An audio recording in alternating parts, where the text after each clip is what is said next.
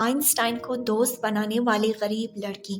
اس غریب لڑکی کا نام تھا ماریا، جو بعد میں میری کے نام سے مشہور ہو گئی۔ تو جی ناظرین، اس غریب نوجوان لڑکی جو ایک فارم ہاؤس میں بچوں کی دیکھ بھال کرتی تھی کی زندگی میں بظاہر کچھ غیر معمولی نہیں ہونے والا تھا۔ وہ 20 سال سے کچھ بڑی تھی اور ابھی تک اپنی زندگی میں کافی سختیاں جھیل چکی تھی۔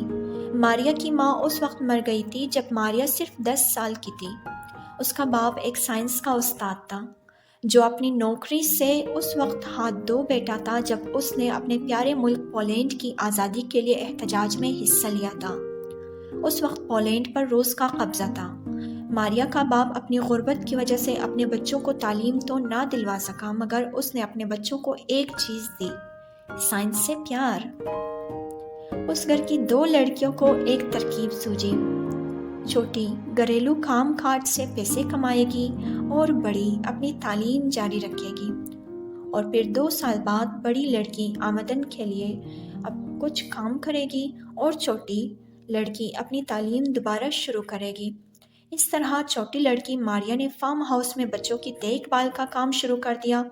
دونوں لڑکیاں اپنے منصوبے میں خوش اور مطمئن تھے۔ 2 سال بعد ماریا نے نوکری چھوڑ دی اور سائنس کی تعلیم کے لیے پیرس روانہ ہو گئی۔ اپنے باپ کی دی ہوئی سائنس کی محبت ماریا کے دل میں تھی۔ پیرس پہنچ کر اس نے اپنے نام میں تھوڑی سی تبدیلی کی۔ اب وہ میری کہلانے لگی۔ ایک دن وہ اپنے سائنسی تجربات کے لیے ایک لیبارٹری گئی، جہاں اس کی ملاقات ایک خوب رو فرانسیسی جوان سے ہوئی جو اس لیبارٹری کا انچارج تھا۔ پیری کیوری، لیبارٹری انچارج، میری کی محبت میں گرفتار ہو گیا اور کچھ عرصے بعد دونوں نے شادی کر لی۔ اب اس کا نام میری کیوری تھا۔ میری نے ایک سائنسی جریدے میں ولہم رنٹگن، جس کے بارے میں پہلی ویڈیو میں ذکر کر چکی ہوں، نامی سائنسدان کا ایک مضمون پڑھا جس میں حیرت انگیز نہ دکھنے والی شعاعوں کا ذکر تھا جسے وہ ایکس ریز کہتا تھا۔ میری نے فیصلہ کیا کہ وہ ان شعاعوں پر تحقیق کرے اور دیکھے کہ کیا اور مادوں میں سے بھی ایسی نہ نظر آنے والی شعاعیں نکلتی ہیں۔ اس نے اپنے شوہر کے ساتھ مل کر اس چیلنج پر مہینوں کام کیا۔ انہوں نے ایک گھوڑا گاڑی کے ذریعے مختلف قسم کے مادوں کو اپنی لیبارٹری میں اکٹھا کیا تاکہ وہ دیکھ سکے کہ نہ نظر آنے والی شعاعیں کن کن مادوں میں سے نکلتی ہیں۔ ان کو 2 بہت بڑی کامیابیاں ملی۔ سب سے پہلے تو انہوں نے ریڈیم کو دریافت کیا، جس میں سے اب تک ناپی جانے والی سب سے زیادہ نہ نظر آنے والی شعاعیں نکلتی تھی۔ دوسرا، میری سائنس کی ایک نئی شاخ دریافت کر چکی تھی جسے ریڈیو ایکٹیویٹی کا نام دیا گیا۔ ان شعاعوں کے آج کل کی دنیا میں بہت سے عملی استعمال ہیں۔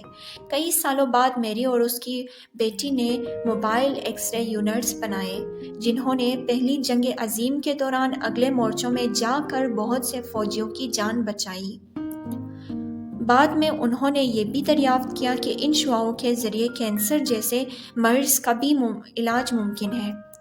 میری کو اس کی سائنسی خدمات کے صلے میں 2 نوبل انعامات سے نوازا گیا اور وہ آئنسٹائن کی دوست بن گئی۔ مگر ایک چیز جو وہ اس وقت تک نہیں جانتی تھی، وہ ریڈیو ایکٹیویٹی کے انسانی صحت پر خطرناک اثرات ہے۔ اس کی موت 1934 عیسوی میں صرف 67 برس کی عمر میں ہوئی۔ شاید ایکس رے مشینوں کی قربت نے اس کے جسم پر برے اثرات چھوڑ دیے تھے، مگر وہ آج تک دنیا کی سب سے مشہور خاتون سائنسدان ہے۔ ایک غریب لڑکی جس کی پہلی ملازمت بچوں کی دیکھ بھال تھی، کے لیے ایک بہت بڑا اعزاز ہے۔